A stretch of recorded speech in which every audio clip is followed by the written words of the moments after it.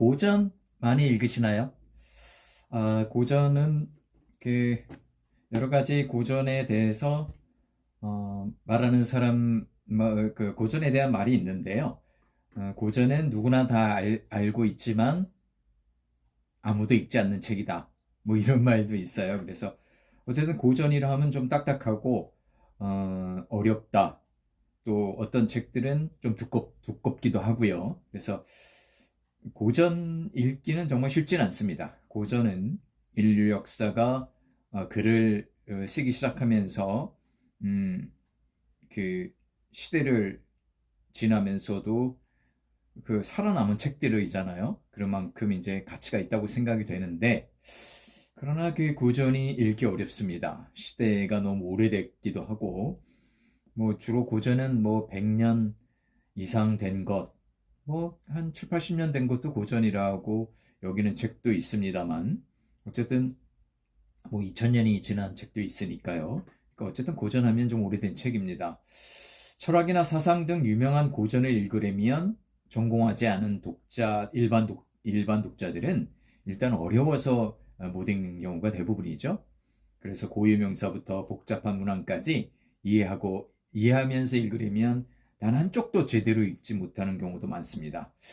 그래서 일본의 철학자인 지바 마사야가 쓴 현대 사상 인문이라는 책이 있습니다. 제가 그 책을 읽다가 저자가 전문가 입장에서 밝히는 난해한 철학서 읽기에 대한 조언이 있어서 여러분에게 한번 소개해 보고자 합니다. 현대 사상 인문이란 책에 그 부록에 나오는 그 내용이 있어서 제가 필요한 부분만 한번 발췌를 해보겠습니다. 현대 사상 인문이라는 책, 지바 마사야가 쓴 책입니다. 전문가 입장으로서는 현대 사상의 세세한 수사학, 문장 기법을 즐기면서 깊이 읽을 수 있기를 바라지만, 그래도 그것보다 철저하게 장애물을 낮추는 것이 최우선이라고 생각합니다. 세세한 부분은 건너뛰세요. 한 권을 끝까지 통독하지 않아도 됩니다. 독서가 반드시 통독인 것은 아닙니다. 철학서를 한번 통독하고 이해하기란 많은 경우 무리가 있으며, 얇게 덧칠 하듯이 빠짐이 있는 읽기를 여러 번 행하여 이해를 켜켜이 쌓아 나가세요. 전문가들도 그렇게 읽어왔어요. 애초에 책 한 권을 완벽하게 읽는 일은 없습니다. 다시 생각해 보면 책을 읽었다는 경험은 참으로 불완전하다는 것을 깨닫게 됩니다. 설사 끝까지 통독해도 세부 사항까지 기억하는 사람은 없습니다. 강하게 말하면 대부분을 잊어버린다고 말해도 과언이 아닙니다. 어떤 책이었냐고 물으면 생각이 나서 말할 수 있는 것은 큰 골격이며 혹은 인상에 남았던 세부 사항입니다. 이것은 전문가들도 마찬가지입니다. 불완전한 독서도 독서입니다. 뭐랄까, 독서는 모두 불완전한 것입니다. 또 책을 많이 읽어야 한다는 부담감 때문에 속독을 동경할 수도 있지만 속독법은 의미가 없다고 생각하면 됩니다. 자신에게 무리가 없는 속도로 독서 경험을 쌓아감으로써 읽기는 자연스럽게 빨라집니다. 초인적인 속도로는 되지 않습니다. 한 달에 수백 권을 읽는다는 등 호언장담하는 사람이 있습니다만 그런 일은 있을 수 없습니다. 말도 안 된다고 할까? 그 정도의 권수는 건너뛰면서 대충 훑어보는 식으로 읽을 때만 가능하며 요점만 쏙쏙 빼먹는 것이라면 100권도 가능할지 모릅니다. 하지만 어느 정도 제대로 읽는다면 인간의 생물적 한계로 인해 그것은 무리라고 생각하면 됩니다. 고전을 의식한 문장에는 상투적인 수사가 여러 가지 있는데 무엇을 말할 것인가 보다 먼저 그 진부한 거푸집이 있고 거푸집에 끼워 넣는 형태로 하고 싶은 말을 꺼낸다거나 거푸집에 끼워 넣기 위해 하고 싶은 말을 일부러 과장하거나 크게 본질적이 않은 장식적인 문장으로 글을 늘리는 경우가 있습니다. 이것은 과학과는 매우 다릅니다. 필요한 정보만 전달하는 것이 과학적인 문장이지만 인문계 문장은 옛날에는 변론술에서 유래하여 사람을 설득하기 위한 기술이 여러 가지 포함된 문장입니다. 변론의 수사학이란 예를 들면 하고 싶은 말을 강하게 퍼부어대기 위해서 그것과 대조적으로 무언가를 일부러 부정하는 것처럼 보이거나 분위기를 띄우기 위해서 같은 말을 다르게 반복하거나 등입니다.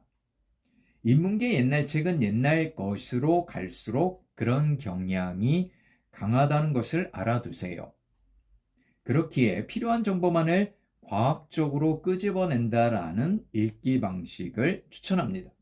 그렇다고는 해도 상급의 읽기 방식으로서는 부풀리는 수사학에도 깊이 읽어야 할 뉘앙스가 있기에 사실은 그것도 무시할 수 없습니다만 데리다 같은 사람은 미세한 수사학을 분석하고 읽는 사람입니다만 초보자는 줄여서 생략하면서 읽는 게 좋다고 생각합니다. 옛날 지식인들은 교양을 자랑하듯 고유명사를 이것저것 늘어놓으며 이야기를 전개합니다. 그런 지식을 당연히 알죠 라는 교양의 공동체가 전제되어 있고 옛날에는 독서의 그 암묵적인 전제가 부담감으로 작용해 더 여러 가지 공부를 해야겠다고 생각하게 되었습니다. 하지만 초보자는 세세한 고유명사를 무시해도 됩니다. 중요한 것은 주요 스토리와 그것을 보완하는 서브 부분을 구별해서 읽는 것입니다. 여러 가지 고유명사를 늘어놓고 복잡해 보이는 이야기를 하는 것은 중요하지 않으며 이런 부분은 대개 서브입니다. 주요 스토리 쪽은 심플합니다. 네, 이렇게 해서 일본의 철학자 지바 마사야가 쓴 현대사상 인문에 나오는 난해한 철학서 읽기에 대한 조언이었습니다. 그래서 이것은 제가 생각하기에는 초보자가 그 어려운 고전들을 읽는 법이라고 생각합니다. 그래서 제목도 제가 이렇게 붙여봤고요. 그 독서 초보자가 철학서라든지 사상서라든지 그런 어려운 고전 혹은 과학교양이라고 해서 무슨 그 물리학에서 양자역학이나 천문학이나 뭐 그런 것들을 이해하는 데 있어서 일부는 이 저자가 얘기하는 그런 방법을 좀 따라도 된다고 생각합니다. 저도 이제 제가 책을 읽고 블로그에 서평을 옮긴 책이 약 한 2,000권 정도 됩니다. 그러니까 그것을 읽을 때도 이 철학자가 지금 얘기한 거하고 비슷했습니다. 너무 어려운 것까지 그렇게 세세하게 다 파고들다 보면 그 책을 도저히 완독할 수가 없죠. 그렇기 때문에 저 역시 마찬가지로 어느 정도는 그 몰라도 이렇게 뛰어넘어갔죠. 저는 책을 이렇게 발췌 독서는 하지 않습니다만 그래도 어려우면 그 어려운 책을 그 해설한 책을 입문서 같은 해설한 책을 읽고 그 책을 읽은 경우도 있습니다. 그러니까 어떨 때는 그 어려운 책과 그 해설하는 그 입문책을 동시에 읽은 적도 있습니다. 병행 독서라고 하죠. 뭐 그렇게 해서라도 저는 그 책을 꼭 읽어야 되겠다는 마음이 있었기 때문에 결국은 완독을 할 수 있었고요. 그런 책들을 이 저자가 말한 대로 한 권 한 권 이렇게 쌓여가다 보니까 이제 어느 정도 이해가 가능하고 그런 조금 어려운 책들도 이제 쉽지는 않지만 그래도 충분히 읽을 수 있었습니다. 그래서 제가 또 다른 시간에 또 어려운 책 읽는 방법에 대해서 또 말씀을 드리겠습니다만 일단은 초보자가 어려운 고전 읽는 법 그 현대사상 인문이라는 책에서 저자 지바 마사야가 얘기한 이 내용은 독서 초보자가 얼마든지 참고할 수 있는 내용이라고 생각합니다. 네, 그래서 책 읽기 어렵고 어려운 책 읽기 어렵다 하더라도 자기 수준에서 독해 수준에서 조금씩 올라가야 책에 더 빠질 수 있습니다.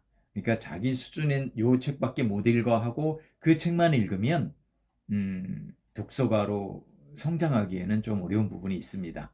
그러니까 책을 많이 읽으면서 조금씩 자기 수준이 독해 수준이 올라간다고 생각될 때 더 많은 책을 읽을 수가 있습니다.